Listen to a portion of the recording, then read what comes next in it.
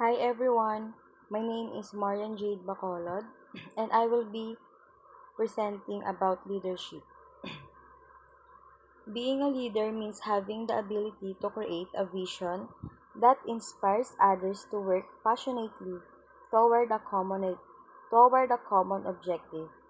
Thus, leadership is the process by which an individual persuades others to achieve a goal and steers the organization in a manner that strengthens its coherence and cohesiveness. So ayon kay Martin Chambers, ang pamumuno ay isang proseso ng panlipunang impluwensya kung saan ang isang tao ay nakakakuha ng tulong at suporta ng iba sa pagsasakatuparan ng isang karaniwang gawain. Ayon naman kay Alan Kate, ang pamumuno ay tungkol sa paglikha ng paraan para mag-ambag ang mga tao sa paggawa ng isang bagay na hindi pangkaraniwang mangyari. Leadership is for leading people, influencing people, commanding people, and guiding people. Characteristics of leadership. First, leader must have followers. Second, it is a working relationship between leader and followers. Third, purpose is to achieve some common goal or goals. Fourth, a leader influences his followers willingly, not by force. Fifth, leadership is exercised in a given situation. Six, leadership is a power relationship. And lastly, it is a continuous process. Four factors of leadership. Leader. As a leader, you must have an honest understanding of who you are, what you know, and what you can do. To be successful, you have to convince your followers, not your superiors, that you are worthy of being followed. Follower. For follower, you must know your people. The fundamental starting point is having a good understanding of human nature, such as needs, emotions, and motivation. Communication. When you set example that communicates to your people that you would not ask them to perform anything that you would not be willing to do. Poor communication harm the relationship between leader and followers. Situation. For this, we must use our judgment to decide the best course of action and the leadership style needed for each situation. Because what we do in one situation will not always work in another. Leadership styles.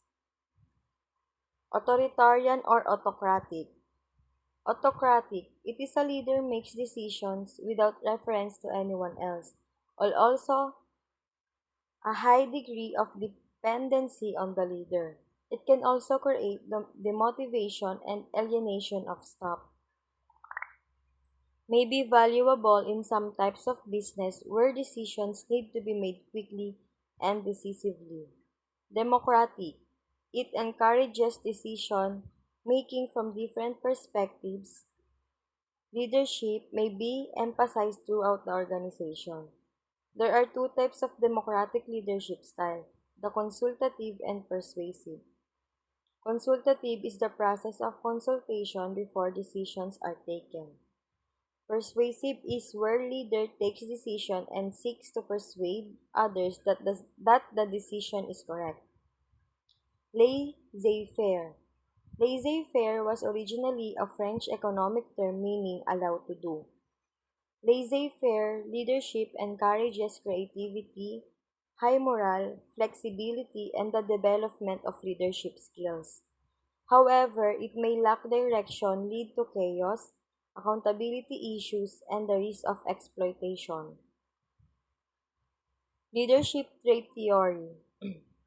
This theory holds that a leader's success is mostly determined by a predetermined set of personal qualities.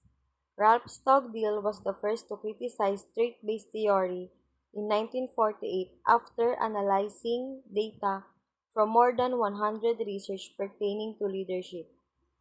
He found there were too many qualities that make up a great leader. Stockdale highlighted many general factors he feels are connected with leaders based on his assessment of the literature, including capacity, achievements, responsibility, participation and involvement, and socioeconomic status. Capacity, the ability to solve problems, form opinions, and put in a lot of effort. Achievements, pertaining to achievements in sports, knowledge, and academics.